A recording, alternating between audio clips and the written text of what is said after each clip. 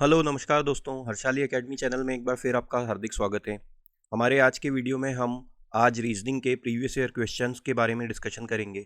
ये प्रश्न हाल ही के पिछले 2-3 सालों में सभी प्रकार के कॉम्पिटिटिव एग्जाम्स में एसएससी सीजीएल में, एसएससी जीडी में, एसएससी सीएचएसएल में, यूपी पुलिस में, इस प्रकार की परीक्षाओं में पूछे गए हैं। ऐसे प्रश्नों की प्रैक्टिस करने से आप जो अभी वैकेंसीज निकली हैं एसएससी जीडी की, यूपी पुलिस की और अन्य एसएससी की एग्ज़ाम्स या अन्य परीक्षाओं की तैयारी काफ़ी अच्छे से कर पाएंगे।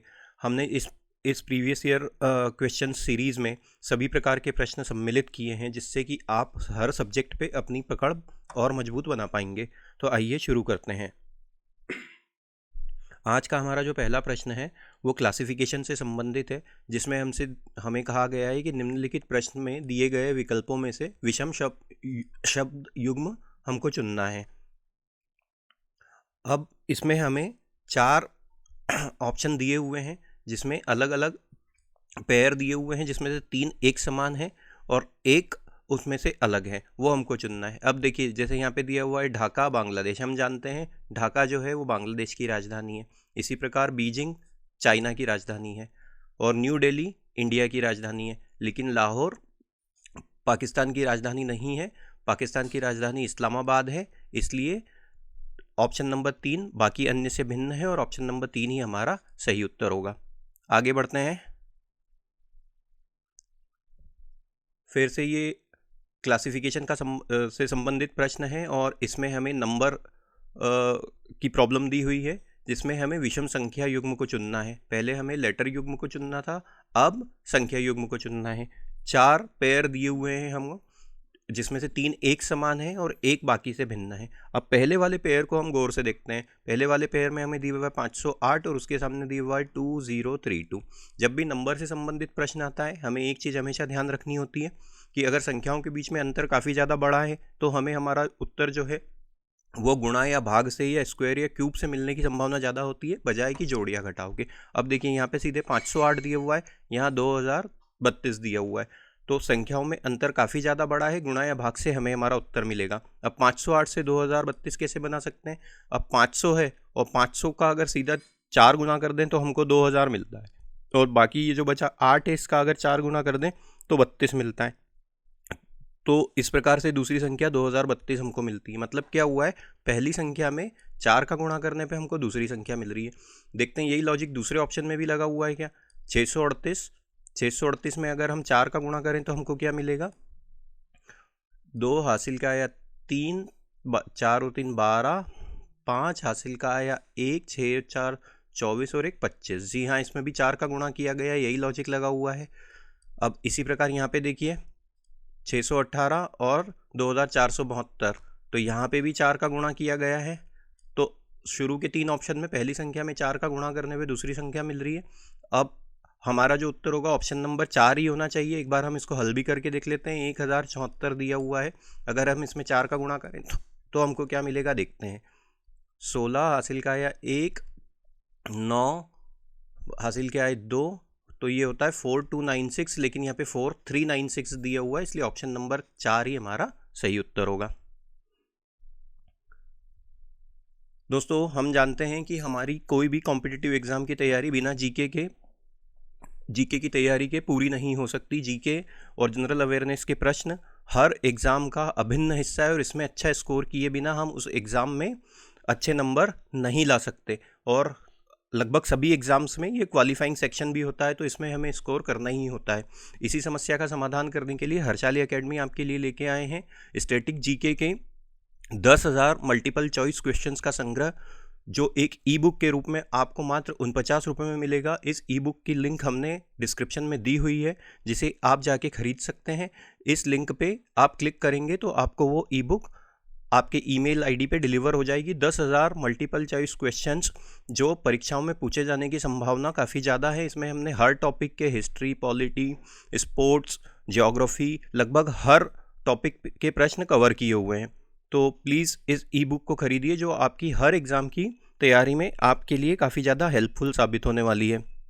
साथ ही इस वीडियो की PDF हमने हमारे टेलीग्राम चैनल पे पोस्ट की हुई है। आप उस टेलीग्राम चैनल की लिंक भी हम डिस्क्रिप्शन में डाल देंगे, उस टेलीग्राम चैनल को भी प्लीज़ फॉलो कीजिए। आगे बढ़ते हैं। फिर नंबर एनालॉजी से संबंधित प्रश्न है, जिसमें हमें कहा गया है कि पहली संख्या दूसरी संख्या से एक निश्चित लॉजिक के तहत संबंधित है, इसी प्रकार दूसरी संख्या तीसरी संख्या चौथी से संबंधित है। तो हमें उसी लॉजिक का पालन करते हुए 5वें स्थान पे क्वेश्चन मार्क के स्थान पे आने वाली संख्या ज्ञात करनी है। अब देखिए यहाँ पे दिया हुआ है 11, यहाँ दिया हुआ है 81, यहाँ दिया है 22, यहाँ दिया है 400। अब सबसे पहले जब ऐसा प्रश्न आता है तो हमको ये देखना चाहिए कि संख्याएं अगर पूर्ण वर्ग या पूर्ण घन दिख रहा हो तो हमें हमारा उत्तर जल्दी से सॉल्व करने के लिए एक हिंट मिल जाती है। 81 हम जानते हैं 9 का वर्ग होता है, इसी प्रकार 400 हम जानते हैं 20 का वर्ग होता है। तो अब देखिए यहाँ पे दिया हुआ था 11 और इधर दिया हुआ 9 का वर्ग, मतलब अगर संख्या x दी हुई है तो उसके सामने वाली संख्या कैसे ज्ञात की गई है, x - 2 और उसका स्क्वायर किया गया। यहाँ पे दिया हुआ था 22 और उसके सामने दिया हुआ है 20 का वर्ग, मतलब वही लॉजिक 22 है। ये 22 मतलब लॉजिक क्या लगा हुआ है x, और दूसरी संख्या कैसे मिली हमको, x - 2 का वर्ग। अब इसी प्रकार अंत में यहाँ देखिए ये क्या है 225 होता है 15 का वर्ग, तो यही वाला लॉजिक लगाएंगे तो यहाँ पे क्या हो जाएगा, ये हो जाएगा 17, क्योंकि हमारा लॉजिक क्या कहता है x और सामने वाली संख्या कैसे मिलती है x - 2 का वर्ग। तो ऑप्शन नंबर 3 हमारा सही उत्तर होगा। परीक्षा में ऐसा प्रश्न हल करने के लिए आपको जो आइडियल टाइम होना चाहिए वो होना चाहिए 10 से 12 सेकंड। आप बोलेंगे वो कैसे, क्योंकि जैसे ही हमें इस प्रकार का लॉजिक दिखे तो हमें सबसे पहले इन वर्गों की तरफ ध्यान देना चाहिए, तो हमें हमारा उत्तर बनाने में काफ़ी ज़्यादा आसानी होगी। आगे बढ़ते हैं। कोडिंग डिकोडिंग से संबंधित प्रश्न है, जिसमें कहा गया है कि ये इस इक्वेशन का मान 30 है, इस इक्वेशन का मान 56 है, तो हमें इस समीकरण का मान ज्ञात करना है। हमसे क्या कहा गया है 14a 13a 3, और इसकी वैल्यू क्या है, ये किसके बराबर है, ये 30 के बराबर है। तो अब a जो है ये कौन सा मैथमेटिकल ऑपरेशन है, ये हमको पहले ज्ञात करना पड़ेगा। 4 mathematical operation plus minus divide या मल्टीप्लाई। अब देखिए 14 13 और 3, इससे 30 कैसे बना सकते हैं हम, अगर हम इनको आपस में जोड़ ही दें तो क्या 30 बन जाएगा। 14 और 13 27 होता है, और 27 और में 3 जोड़ने पे 30 मिलता है। मतलब क्या हुआ, a के स्थान पे हमने प्लस का साइन लगाया है। दूसरे इक्वेशन में भी यही लॉजिक लगा हुआ है क्या, 39a 14a 3 बराबर 56। अब देखते हैं 39 और 13 जोड़ा तो हमको मिलता है 53, और 53 और 3 जोड़ा तो हमको मिला 56। मतलब ये हम दूसरे इक्वेशन से भी हमने ये वैलिडेट कर लिया है कि a मतलब प्लस का साइन है।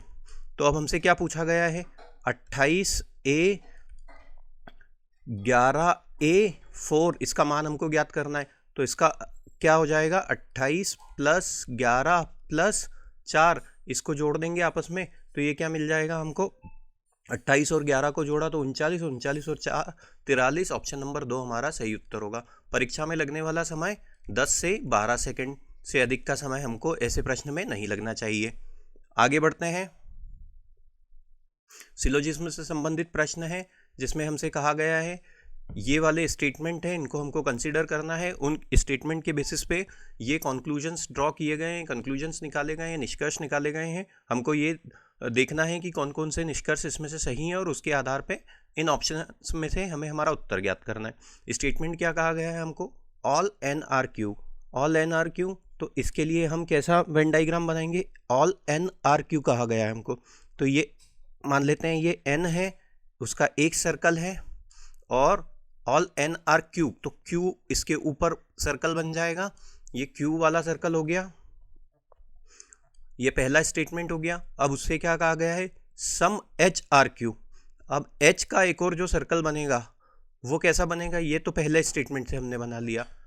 अब दूसरे स्टेटमेंट से सम h आर क्यू कहा गया है, तो एक संभावना ये हो सकती है कि h यहाँ पे हो, और दूसरी संभावना क्या हो सकती है यहाँ पे, ये तो पहली प्रोबेबिलिटी हो गई। दूसरी प्रोबेबिलिटी ये हो सकती है कि ये अगर n वाला सर्कल है और अगर ये q वाला सर्कल है तो h यहाँ पे भी हो सकता है, इस n तक भी आ सकता है। ये दो संभावना हो सकती है, बस इसके अलावा और कोई संभावना नहीं होगी। इसी के आधार पे हमें कंक्लूजन्स चेक करने। पहला कंक्लूजन क्या कहा गया है, some q are n, some q are n, q का बाहर वाला सर्कल है और उसके अंदर n है, और n जो है q का हिस्सा है, तो पहला वाला कंक्लूजन तो हमारा बिल्कुल सही बैठ रहा है।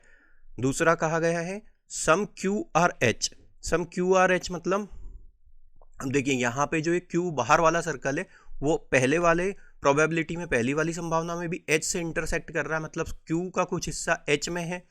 अब दूसरे वाले में देखते हैं, यहाँ पे भी क्यू का कुछ हिस्सा एच में है, तो ऑप्शन नंबर मतलब कंक्लूजन नंबर 2 भी हमारा सही ड्रॉ किया गया है। अब क्या कहा गया है, सम एन आर एच, सम एन आर एच इस वाली प्रोबेबिलिटी में, इस वाली संभावना में देखिए एच का जो हिस्सा है वो एन तक नहीं आ रहा है, लेकिन यहाँ पे एच का हिस्सा एन तक आ रहा है, लेकिन जो हमें स्टेटमेंट दिए गए थे उससे ये दोनों ही संभावनाएं बन रही है, तो हम डेफिनेटली नहीं कह सकते, निष्कर्ष नहीं निकाल सकते कि एच का कुछ हिस्सा एन तक आ रहा है, क्योंकि एक में आ रहा है एक में नहीं आ रहा है। तो जब भी कंफ्यूजन की स्थिति होती है तो हम उस संभावना को नकार देते हैं, तो ये वाला कंक्लूजन ड्रॉ नहीं किया जा सकता, तो कंक्लूजन 1 एंड 2 विल फॉलो। अब देखते हैं कौन से वाले ऑप्शन में दिया हुआ है, both conclusion 1 and 2 option number 4 में दिया हुआ है, ऑप्शन नंबर 4 हमारा सही उत्तर होगा।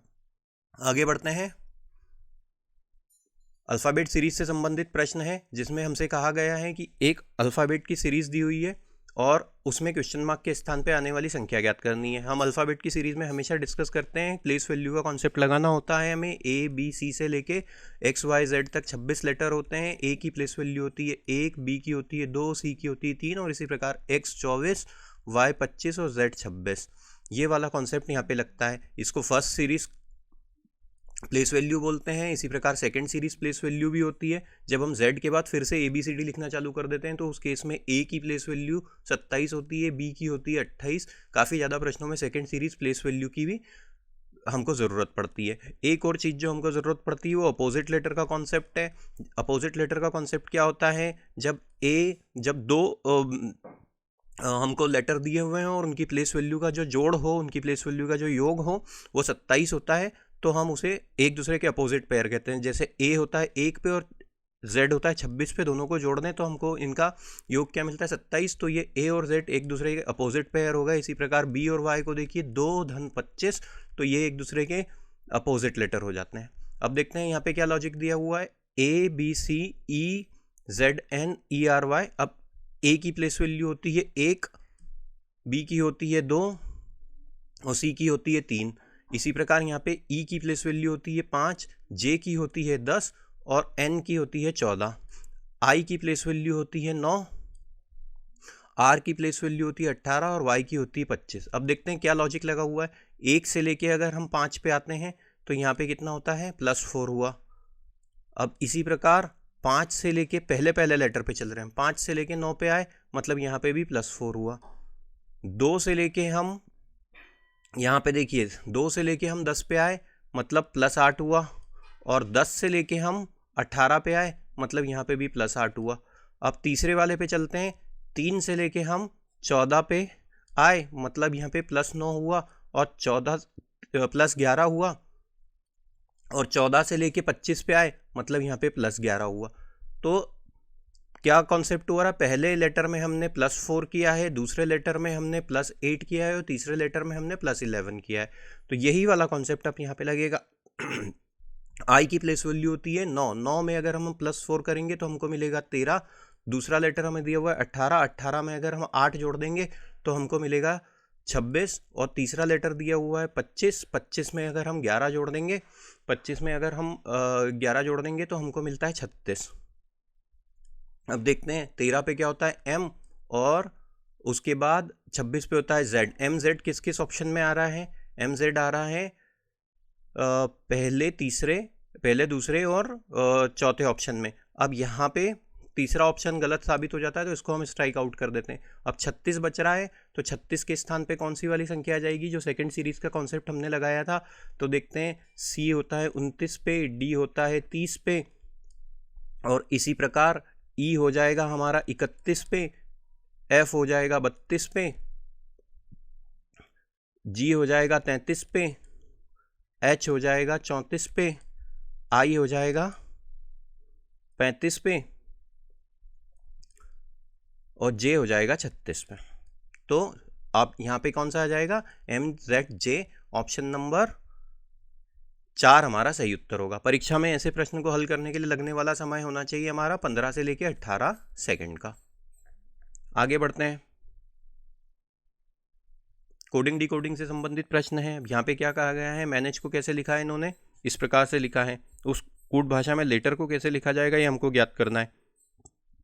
हमें कहा गया है मैनेज, MANAGE, इसकी प्लेस वैल्यू लिख लेते हैं। ये होता है 13, ये होता है 1, ये होता है 14, ये होता है 1, ये होता है 7 और ये होता है 5। इसी प्रकार HJDQDP, इनकी प्लेस वैल्यू लिख लेते हैं।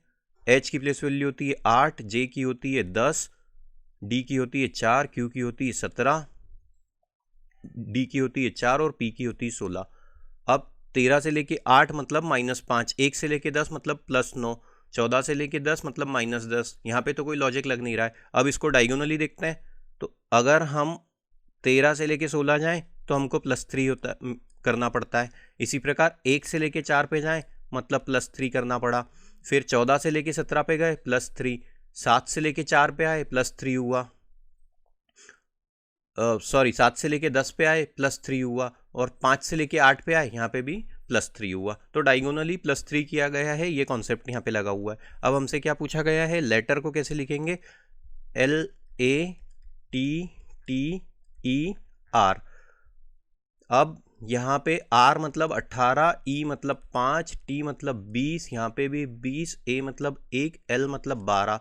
18 में अगर हम +3 करेंगे तो हमको मिलता है 21, और 21 की प्लेस वैल्यू पे आता है U, तो सभी ऑप्शंस में U दिया हुआ है। उसके बाद 5 में अगर हम +3 करेंगे तो हमको मिलता है 8, और 8 पे आता है H, तो U और H देखिए, U और H भी सभी ऑप्शंस में दिया हुआ है। उसके बाद 20 है, 20 में +3 करेंगे तो मिलता है 23, और 23 पे आता है WU ऑप्शन नंबर 2 में नहीं है तो ये स्ट्राइक आउट हो जाएगा। फिर से दिया हुआ है 20, यहाँ पे +3 करेंगे तो मिल जाएगा W, तो UHWW ऑप्शन नंबर 4 भी हमारा स्ट्राइक आउट हुआ। 1 में अगर +3 करेंगे तो हमको मिलता है 4, 4 होता है D पे, UHWWD इसमें नहीं है, ऑप्शन नंबर 1 भी रूल आउट हुआ, तो ऑप्शन नंबर 3 हमारा सही उत्तर होगा। आगे हमें हल करने की ज़रूरत ही नहीं है। परीक्षा में लगने वाला समय 12 से 15 सेकंड में ये प्रश्न हल होना चाहिए। जो हमारा आइडियल समय होगा वो कब होगा, जब हम काफ़ी अच्छे से इन प्लेस वैल्यू के कॉन्सेप्ट की और ऐसे प्रश्नों की प्रैक्टिस कर लेंगे। आगे बढ़ते हैं। इसमें हमें 4 ऑप्शन दिए हुए हैं, जिसमें से हमें विषम या ऑड ऑप्शन चुनना है जो एक निश्चित लॉजिक का पालन नहीं कर रहा। अब हम सीधे प्लेस वैल्यू लिख लेंगे। IMQ है, I मतलब 9, M मतलब 13 और Q मतलब 17। F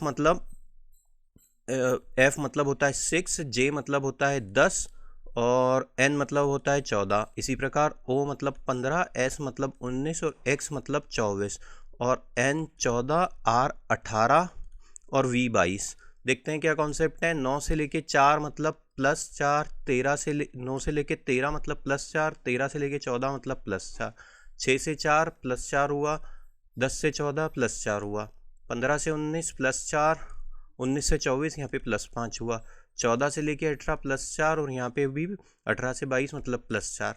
तो इस वाले ऑप्शन में +4 +5 हुआ है, बाकी सब में +4 +4 हुआ है। ऑप्शन नंबर 3 हमारा सही उत्तर होगा।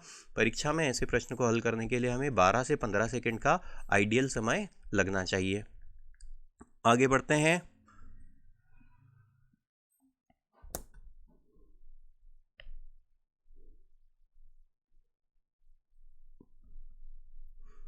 हम जानते हैं जीके हमारी परीक्षा में काफ़ी ज़्यादा महत्वपूर्ण रोल प्ले करता है, तो हर्षाली एकेडमी आपकी जीके की तैयारी को बेहतर करने के लिए लेके आए हैं जीके की एक ई बुक PDF फॉर्म में, जो आपको मिलेगी। 10,000 जीके के प्रश्नों का संग्रह रहेगा।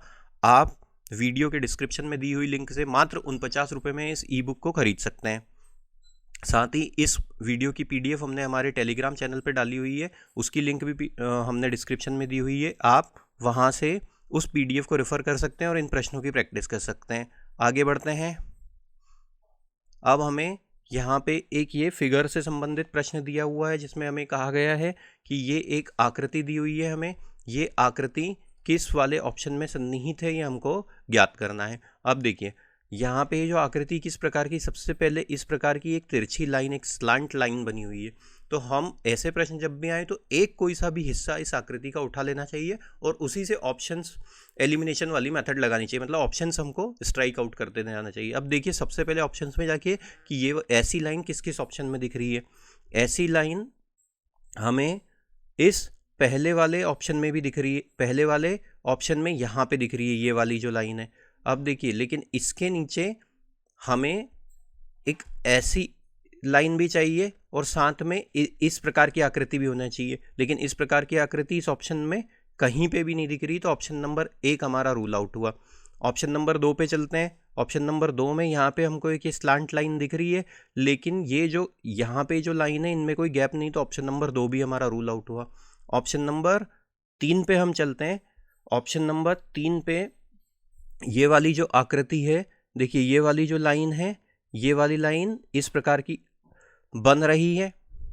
अब उसमें एक लाइन इस प्रकार की खड़ी होनी चाहिए, तो ये खड़ी लाइन भी है, ये देखिए, और इसी प्रकार एक इस प्रकार की बेस की लाइन भी होनी चाहिए और थोड़ा गैप होना चाहिए। तो अगर यहाँ तक आते हैं तो ये बेस की लाइन है, और फिर यहाँ पे आते हैं तो ये वाली आकृति हमको ऑप्शन नंबर 3 में दिख रही है। ऑप्शन नंबर 4 भी चेक कर लेते हैं।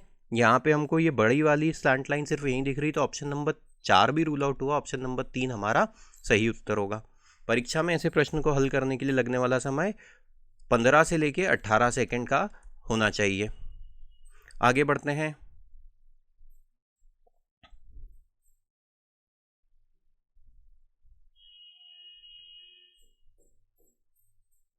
फिगर काउंटिंग से संबंधित प्रश्न है। इस दी हुई आकृति में हमें कितने चतुर्भुज हैं ये हमको ज्ञात करना है। अब चतुर्भुज सबसे पहले हम इधर से गिनना शुरू करते हैं। तो देखिए एक ये वाला जो फिगर है, मैं कलर बदल लेता हूं।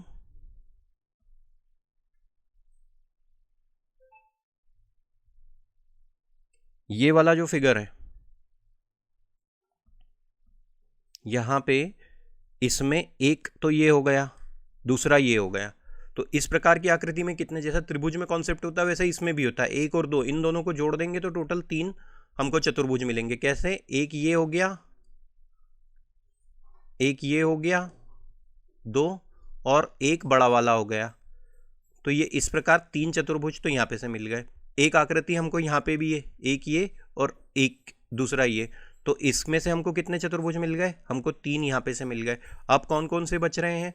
अब देखिए एक ये बड़ा वाला इधर बच रहा है, तो एक और ये मिल गया। इसी प्रकार एक ये वाला बच रहा है, ये मिल गया, तो ये एक और हमने यहाँ पे लिख लिया। अभी तक कितने हो गए? 3 और 3 6 और 2 8। अब एक चतुर्भुज ऐसे बनेगा, ये देखिए यहां से लेके यहां तक, तो एक ये हो गया। इसी प्रकार एक चतुर्भुज ऐसे बनेगा यहां से लेके यहां तक, तो ये एक और हो गया। अब कौन सा बच रहा है? एक ये वाला बड़ा वाला चतुर्भुज बच रहा है, तो एक ये वाला हो गया, और एक अंत में सबसे बड़ा वाला ये वाला। तो कितने हो जाएंगे ये? 1 2 3 4 5 6 और 3 और 3 6, मतलब टोटल 12। ऑप्शन नंबर 3 हमारा सही उत्तर होगा। ऐसे प्रकार की प्रश्न सिर्फ आप प्रैक्टिस से ही हल कर सकते हैं। इनकी कोई विशेष शॉर्ट ट्रिक नहीं होती, जितनी आप प्रैक्टिस करेंगे उतना ही आसान आप फिगर काउंटिंग के प्रश्नों को आसान तरीके से कर पाएंगे। उम्मीद करते हैं दोस्तों वीडियो आपको पसंद आया होगा। इसी प्रकार के वीडियो पाने के लिए हमारे चैनल से जुड़े रहिए, हमारे चैनल को सब्सक्राइब कीजिए और इस वीडियो को अधिक से अधिक मात्रा में शेयर कीजिए। जल्दी हमारी मुलाकात अगले वीडियो में होगी। Thank you.